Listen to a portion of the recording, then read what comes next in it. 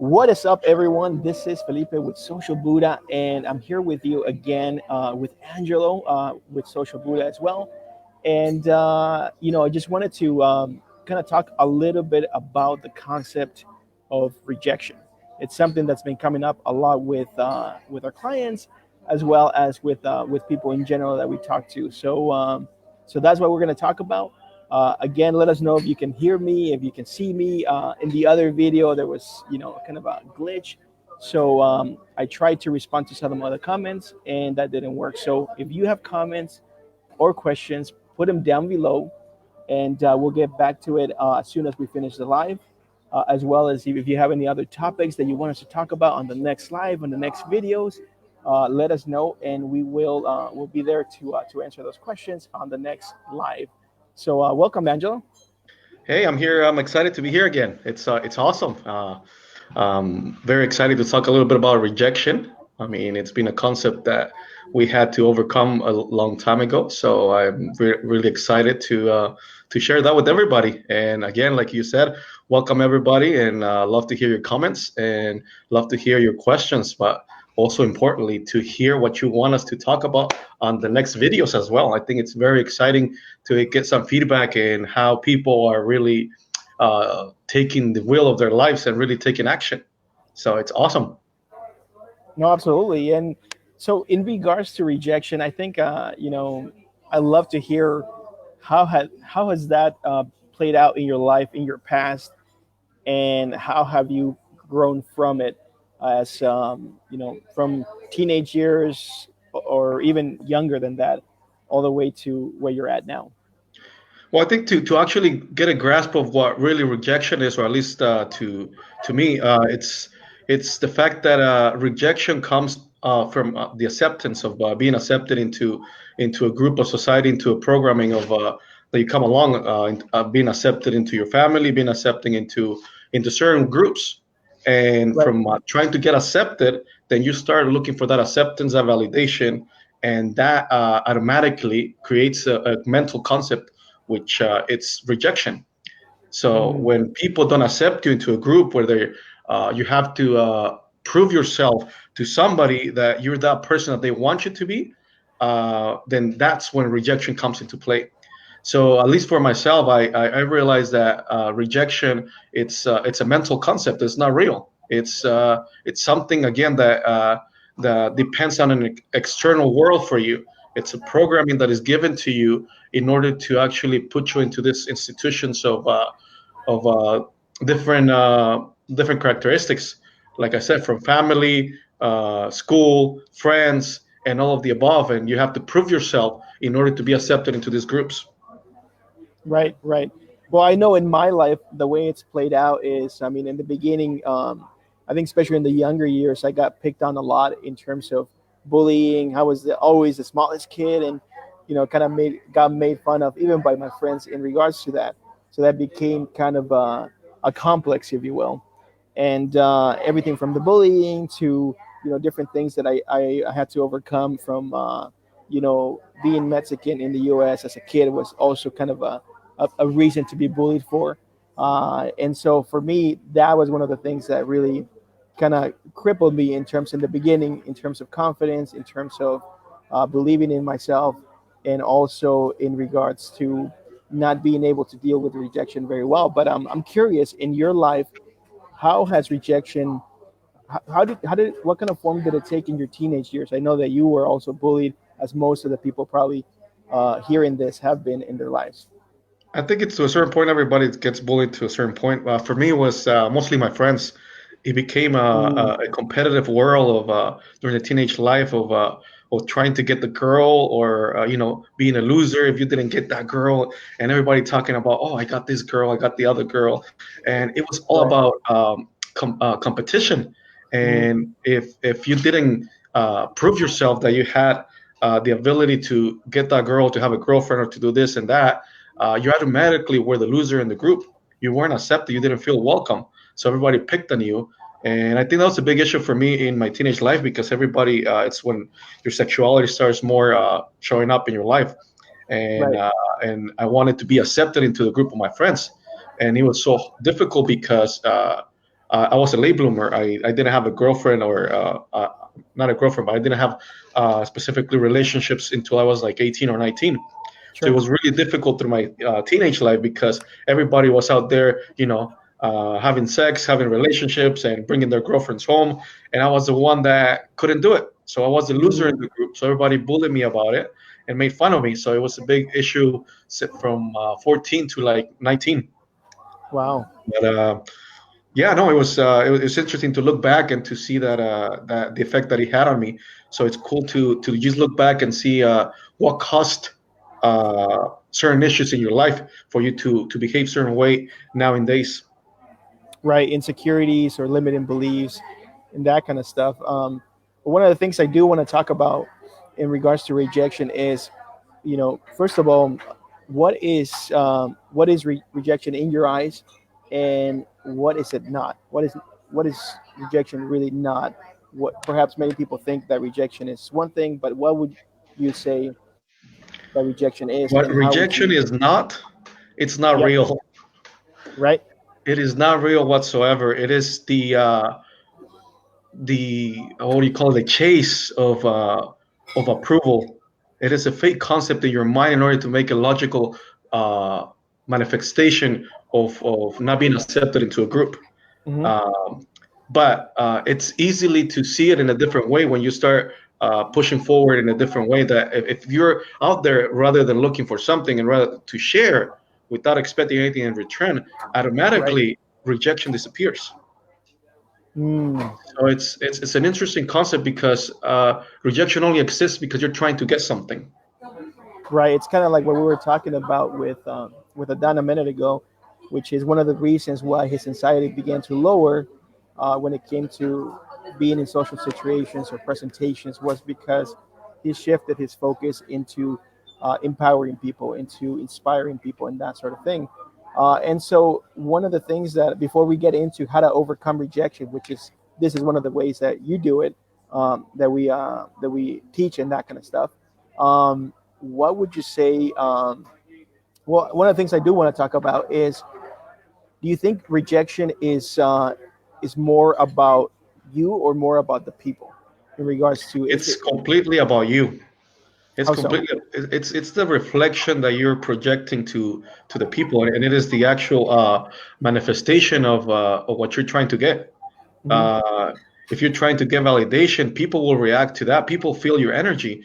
People always feel when you're trying to get something, whether for guys, whether it's sex, for whatever reason, where you're trying to get a connection for a job, people feel it right off the bat on the energy, rather Hmm. than feeling that you're trying to give rather than to get. And automatically that comes from you, not from the person in front of you. The actual reaction of them not accepting you comes from inside of you because you can't accept yourself first. Right. One of the things that, in regards to accepting yourself, is that I do also completely agree, of course, that rejection is all about you. It has nothing to do with other people. And in fact, uh, most of the time when you are being rejected or when you're getting bad reactions from people, it has to do with you rejecting yourself first. It's kind of like I Exactly. speak about, your energy doesn't not only introduce yourself, but it gets there before you even arrive to a place, whether it's an interview, whether it's a presentation, or whether it's an event, a networking event, or something social like that. So you're already creating a story in your head that's about, perhaps, that some people might not like you at the event, some people might not like you at the interview, or you're going out on a date and you're like, wow, I hope this goes well. Very, again, I hope, that's a very doubtful statement. So again, you're already rejecting yourself before you even, you know, get into that situation. And so, not only that, but as you mentioned, um, a lot of the rejection comes from you because of your insecurity. So, in other words, the reaction that you get from people, not only because you have something that you're attached to, but it also is caused by your negative beliefs about yourself.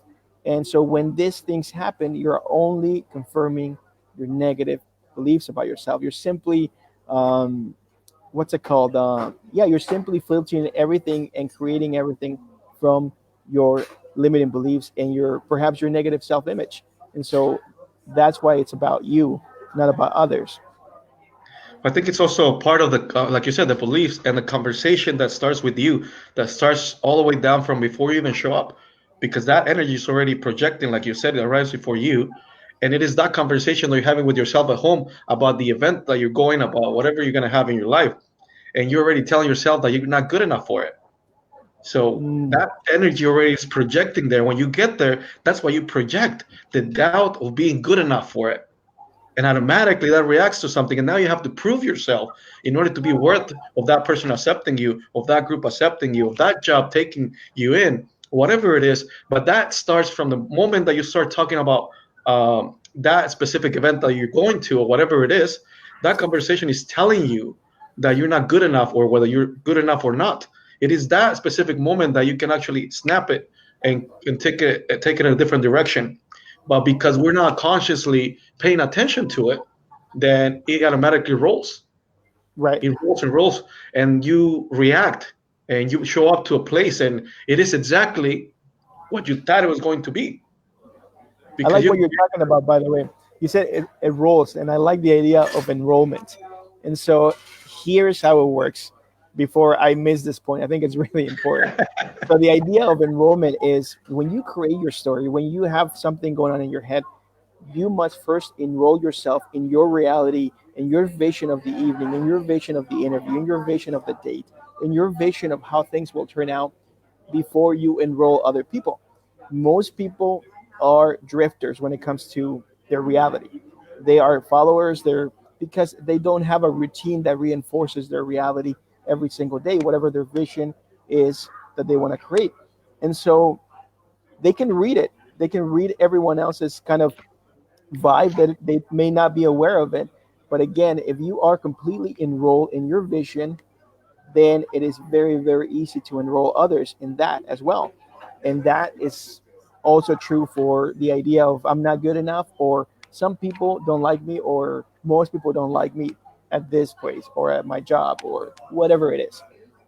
or it is very true that you are your worst enemy. It's the conversation you have with yourself, the how hard you are with yourself that actually projects all that conversation. I mean, like you said, you enroll people in that conversation when you show up, and even before you show up, you're already sending that message. So you're already Mm, creating that vibe and that environment of what's going to be when you get there. And the only real thing about it, it's exactly that. What you're creating in your mind and the conversation that you're having about it. the funny thing about going into conversation is that when we talk about that, a lot of the times we get a lot of questions that have to do with or even issues that they bring up is that I don't know what to say in this situation. I don't know what to say to this girl. I don't know how to start this conversation, or keep guys interested. All this kind of stuff. And in terms of what to say, that has very little impact on the communication. More than 80% of it is body language and energy. So the real conversation, as I probably said in other videos, and as I mentioned to a lot of people that I work with, has to do with the conversation that you have with yourself. And so even the idea of trying to figure out what to say, fully, and being a perfectionist and all this kind of stuff about what to say and how to present yourself in a good way, you're already doing it for the wrong reasons, which is you're not good enough just by yourself. Your vibe is not good enough, that you're probably going to get rejected. So you got to come up with something clever in order to not get rejected by whatever person or whatever people, group of people. And also, you're already trying to get validation, approval, and that sort of thing. Let me ask you something. Have you ever had any scenarios where you come up with the stupidest things ever to say that would never work, and then they just like boom, it just obviously works? You're describing my life. Isn't it funny to actually see it in life where you're actually trying to come up with stuff to say to to get approval from this person from the group, and in reality, the stuff that it's the simplest and the stupidest Mhm. works because it is not what you're saying. It is where you're coming from when you're saying it is the energy that you're bringing into the table. That's what really matters. The words are just assumptions. Right, right. That's absolutely true. And yeah, I mean, not only that, but in terms of getting away with different things, or even creating a vibe where everywhere you go, you get treated very well, and people are giving you stuff free just because you have a very chilled out vibe. But now I want to mention something that I think is very serious, and I think it's it has to do with people disconnecting from life. It has to do with people disconnecting and connecting with a lot of social media, except for this because this is helping. But in terms of like uh, like like Nobody's gonna show Instagram, up next time. yeah, I know, right? Stay at home, go to the gym. No, in terms of that, you know, disconnecting with that, disconnecting with video games, disconnecting with porn, disconnecting with food, basically avoidance and that kind of thing. Um, it's kind of an epidemic, I think, in a lot of ways for different people. People choose their own escapes and different things like that. Whether it's video games or alcohol or something like that.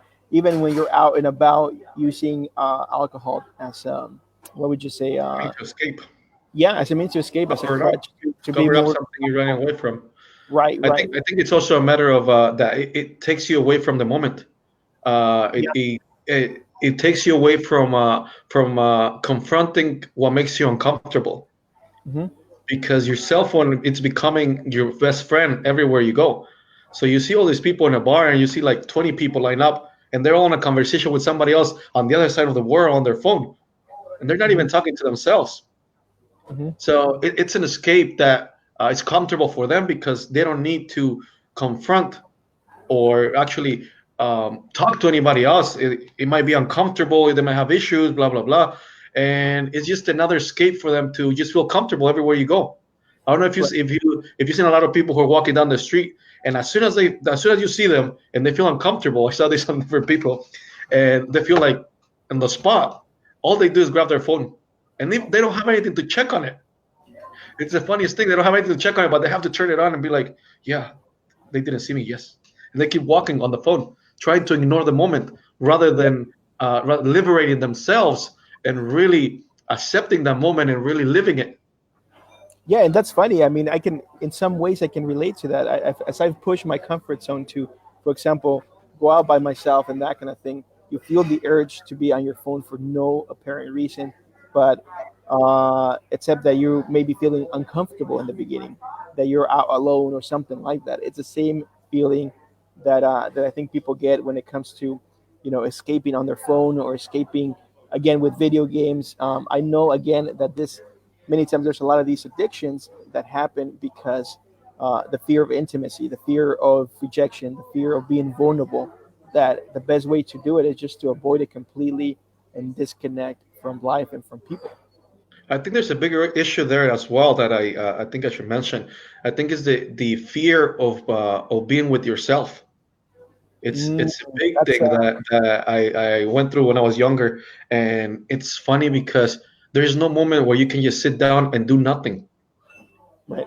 We look for escapes of entertainment to actually not be with ourselves, and with ourselves, it's where you're gonna find all of your answers and empower yourself to actually to be more and better rather than being programmed by all this stuff around you. You actually get in touch with and it sounds a little bit nutty. You get Oh, in touch because with your deeper self yeah, because you're actually hanging out with that deeper self. That's the part that is trying to talk to you. That's the part that is trying to convey a message and say what it's making you feel bad, what's happening around your life, and nobody listens to it because it's uncomfortable to hear the truth. It's uncomfortable for somebody to say that's stupid. It doesn't work that way. It's illogical. You right. want to have the right to feel bad, and when somebody else, especially yourself in the deeper self, tells you that, then you automatically try to ignore it and look for escape. You turn on the Right. TV, you grab on your cell phone, or you start There's calling somebody. But anyway, yeah, keep going. Yeah, Sorry. no, absolutely. I mean, even the even noise in that regard. Yeah, I mean, a lot of people that whenever I've recommended meditation in the past, just to friends, um, it's one of those things that you get uncomfortable with the silence. You get uncomfortable with that because of what might come up. in regards to feelings, past traumas, and different things like that. And that's again, another thing actually in regards to that. Before I forget, is that many times people when they go into meditation and they go into these practices, they get very uncomfortable because they've never actually, again, as you say, taken the time to really get to know themselves. So things pop up and they think it's the meditation that feels weird, or you're becoming more sensitive and that kind of thing. It's the fact that you just never dealt with those issues in the past. And I think we're getting into the subject of overcoming rejection now. We are actually, yeah. So how do you overcome rejection? Hoping- Everything that you just said. nice. That's it. See you guys. Okay. How do you overcome rejection? How do you overcome rejection? First of all, you have to know yourself. You have to know why can you accept yourself, and how to get control over over what you think of yourself.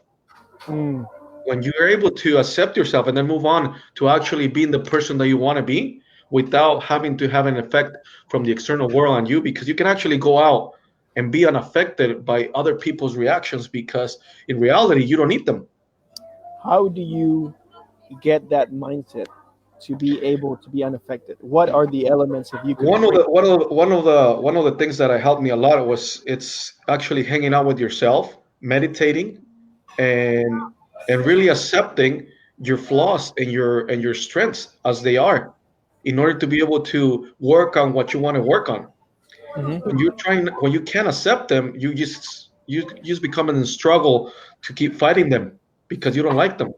But when you accept them, you're able to move forward and really get in touch with yourself and change them in order to be able to come out and project that to the world. So in reality, to overcome rejection, I think one of the main points is that you have to accept yourself first, but also when you're doing anything, you have to be doing it from a place of actually sharing. You have to be Right. doing it from a place of giving and not expecting anything in return, Hmm. because that automatically takes away all the pressure of trying to be accepted into something, or into some group, or somebody being accepted or accepting of you. Right. But more than that, there was a big it was a thing that if you ever have something really good that you want to share with people, and for the sake of the concept, if somebody rejects it, that power still stays with you. You never lose your congruency, because you're just trying to give something to people. So instead of you trying to get something where you lose yourself, in this case, you keep your power, yourself, your congruency, and that amazing thing that you're trying to share, whether it's energy or whether it is a gift, that belongs to you, and that stays with you through the whole interaction. Getting validation, getting something. Oh, you're back. All right. I Yeah. thought you Um, were you froze a did I, little bit. turn, did I turn green? Oh no, I just froze. That Uh, was me on the last I video. like, I like to I like to do my freezes once in a while. Anyway, go ahead. Very nice, man. No, but in regards to the switching again your focus, the other thing I would mention as well is to begin to disidentify with rejection. In other words, to really see it for what it is. And there's a few elements that you want to really be aware of when it comes to this. First of all, you can read people's minds. As much as your mind will tell you that you know when people don't like you, when they like you, yeah, there might be some instances, but you don't know for sure. They might be having a bad day, especially with strangers, or whatever it is. So you don't always know for sure. So a lot of it is projection from you. And also know that you do have responsibility, aka power, in order to create a state change with people that don't like you or have no opinion about you. So that's another one to really understand. The other one is that people are always, the people that you see that you're afraid of that might be rejecting you or not accepting you are also thinking that of you and of others. So people are just constantly being rejected by themselves all the time, which is one of the reasons why we say shift your focus to being to connecting and sharing your nice your good vibes basically. But know that people are also on the same boat, and even people that seem to be doing well and they seem to be confident many times are just faking it and are feeling pretty and and the insecure most or rejected. and the most important thing is that they're seeking your help. Yeah. So change that. Everybody's seeking your help to be free from their minds, to actually liberate themselves. They're looking for somebody to be able to do that for them. And when you're Mm, able to do that, the world just opens up completely to you because nobody does that. right. Exactly. And then here's another perspective. Regardless, so that it gets you more detached in regards to just basically having conversations, starting new conversations, etc. Is that know that you do have the power over your interpretation of what happens and also how people react to you. And that is the best place to come from. I mean, from my experience, I was doing wine tours for a while, and I was doing them personally myself for maybe a year or 2 years. And it was interesting because I got to learn a lot about people based on spending 4 or 5 hours and getting them drunk, basically. So here's what, yeah, exactly. Here's what would happen. So in the beginning, some people would strike me out, as like maybe they're kind of arrogant, or some people were, or like maybe they're a little bit, they don't like me very much and all that kind of stuff. But I've come to find 3 or 4 hours later, after 4, 5, 6 glasses of wine, that they're just shy and introverted. And then they tell me, well, sorry that we haven't been too engaging, but we have to confess that we're kind of introverted, and we're in our head a lot and blah blah, and but we've been loving the tour and blah blah blah. So again, you can't read people's minds, but something you can do is you can interpret things as you wish to interpret them. Meaning, whether a situation goes a certain way or another way, it always means something positive to you, and that is a big shift when it comes to that. And how do you do that on a consistent basis? You shift your image about yourself. So I want to Meaning, say that. yeah, yeah, hey, don't jump on my Yeah, conversation. sorry. So so yeah, you shift your image about yourself, and not only your image in terms of the things that are great about you and focusing on the great things about you, but also, as I've mentioned before in some of my posts, shifting your image and your perception in regards to your uh, defects, or your or whatever your insecurities are, and making them into strengths.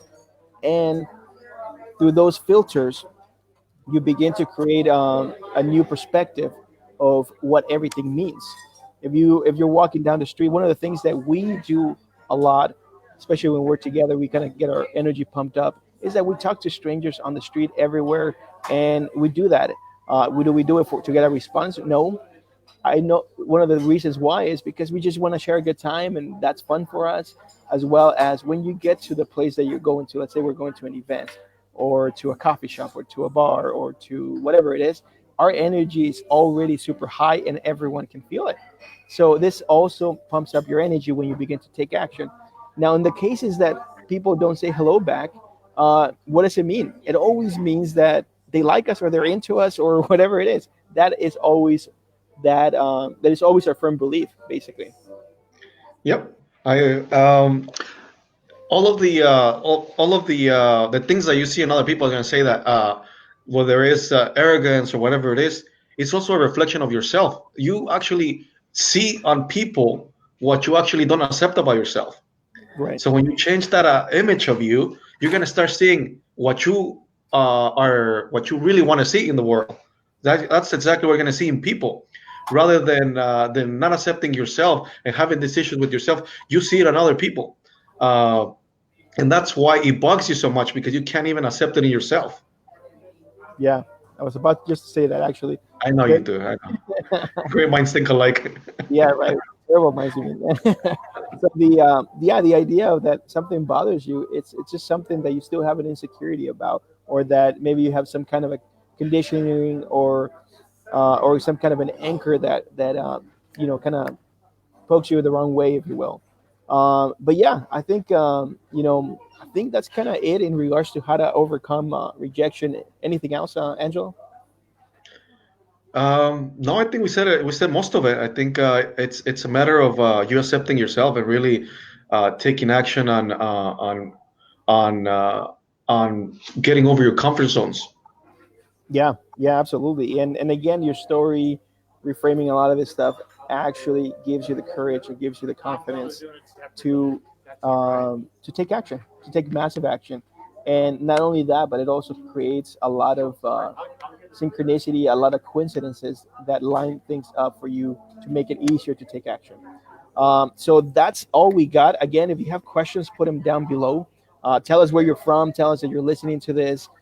Share it if you can, so we can kind of spread this message. And if people are being kind of stuck indoors or not wanting to go out, not wanting to connect with people, I think it's great to share this. Also, we're super psyched about the boot camp that we're having at the end of the month. We're working super hard on it, and yeah, so that's going to happen at the end of the month.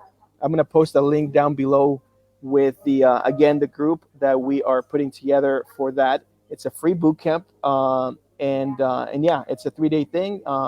Basically, the only thing we want is your commitment to really move forward in your confidence, in your self-esteem, in whatever goals you have, and yeah, that's what it's all about. Awesome. Anything else you want to say, Angelo? No, I think you said all. I think I'm really excited to be part of that boot camp and really, I just love to see people really taking the action to actually change their lives. Since we come from that kind of background, we lived a lot of different issues ourselves. So it's awesome when you get those wow moments and you see this uh, client of ours going out and just it's like seeing your baby walking for the first time.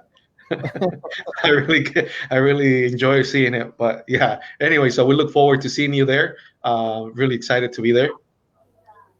Awesome. Well, I'm showing our names since we didn't show them earlier, so you know who we are. So, yeah, let's kill it.